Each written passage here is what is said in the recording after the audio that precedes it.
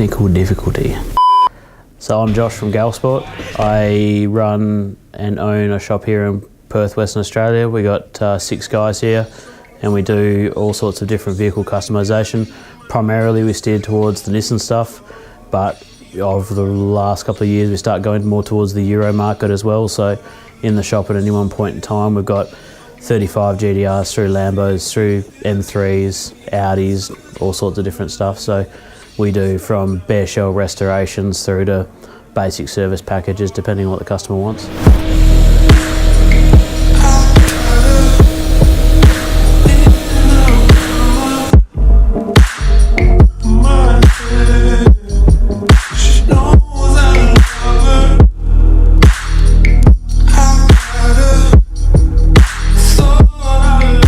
Galvsport started basically just doing stuff after hours. I used to run a normal workshop where we just did everyday services. We had 8 guys there. I used to stay back and just do little bits and pieces, turbo conversions, engine builds, handbrake conversions, all sorts of random little things. We started there, got a little warehouse, the old warehouse from this one, like 220 square metres, one little Chinese hoist in the corner, and then I'd work during the day, finish at 6 o'clock odd, go over there, work until 10 o'clock at night, and did that 7 days a week on Saturdays and Sundays. And then eventually sort of just threw in the towel at the old job and went, all right, I'll work for myself. And yeah, haven't really looked back since. It's been pretty cool, stressful at times, and you know, definitely not without its challenges, but definitely I'd struggle to go back to just normal, you know, normal workshops and what I was doing before, that's for sure. Sort of achievements to date, we've grown in such a rate of knots. It's difficult to measure those. You know, we started in 2012. Gav and myself. He was doing after-hours stuff. I was doing after-hours stuff. We just converge at the workshop, do some stuff, go get dinner, go home, sort of thing. And so we went from that. Early 2013, we got this place. Had half of this, shared it with some tow trucks. So we had 300 odd squares, couple of hoists, and just sort of gradually picked up the workflow. And then now we're at 1,000 square metres. We've got warehouse 2 and 3, and a storage unit off-site where we got cars. And yeah, sort of achievements. I think we was on board with Race Wars quite early. We jumped on with them from the get-go and did some scrutineering and stuff with them at the old shop, which was a bit of a chaos. But we got that sorted, built some cool cars for then, and GTRs were sort of just coming into popularity when we started, and just by chance we were working on GTRs at the time, and then sort of just rode that wave as we got bigger. So we've done all sorts of different builds which we can go in and we'll feature in this sort of series, and we've got a few cars over east that we've done. We went to GTR Festival. We've done, obviously, Race Wars is our prime event. Had 14 cars there last year, which was pretty cool. Jeff Kosevera's 32 was a really good project for us. Damien Bristow's car, Gav Beers 32, all of which we'll show through the sort of video series that we're doing now. And we're just on to sort of the half shop car that's owned by a client who sort of likes to stay in the background and stay quiet. That's going to be a pretty cool bus, and it's definitely a bit of a technical challenge. In amongst that, we've done Targa West for 4 years. We've done, and recently just with Peter Rullo and his GTR, which we had a pretty strong result with, which was great. Prior to that, we did some Evo work with Jamie and Paul. Then we did Targa Taz in 2015, and all sorts of little events in between. You know, at this point in the year, as the rally sprint season starts and the Barbagallo track nights are on, there's pretty much an event every week.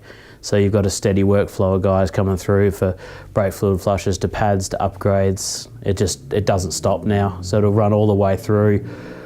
We've got Race Wars this year. We've got Targa Taz again, GTR Festival, World Time Attack, and we're going to Japan and we're shipping a whole bunch of cars over there for customers to sort of tick off the bucket list sort of thing and race at Scuba over there. So that'll be pretty fun.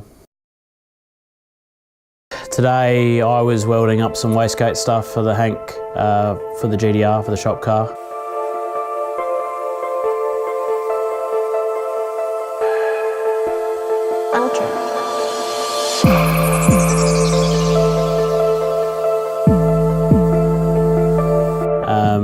So we just put a Turbo Smart electronic position control gate on that. Just welded up the screamer pipe, put the gate on, put in some EGTs, welded them in, and we're just getting all of our dimensions right because there's a lot going on in that corner of the car. Mounted a new intercooler, so we've got a billet end tank intercooler from Hypertune that we've got on the car now. So the rest of this week we're going to be finishing off the intercooler piping, big CPC plenum on it, Hypertune throttle body, and we've got to get all of that working because the car's got to get off to paint. We're definitely behind the 8 ball a bit, like anything with those sorts of big jobs. Fortunately, we've sort of broken, I feel we've broken the back of a lot of the technical challenges of it. In the background at night, I'm working on the air shift. So it's got a Shift Tech air shift control on the Albans. So that's current challenge. And then, yeah, you'd have that out here or something. You just got to have it short enough that it doesn't like hit things, you know what I mean? Like it doesn't hit here. Because the floor plan's on an angle like that, it makes it real hard to get that to clear. Yeah. Cool. Cool.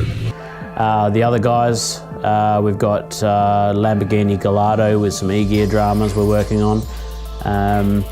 That's a bit of a challenge at the moment. It's not playing ball. So we're just trying to get them out of that as best we can. It's their sort of workhorse, and trying to get them out of that job as affordably as we possibly can.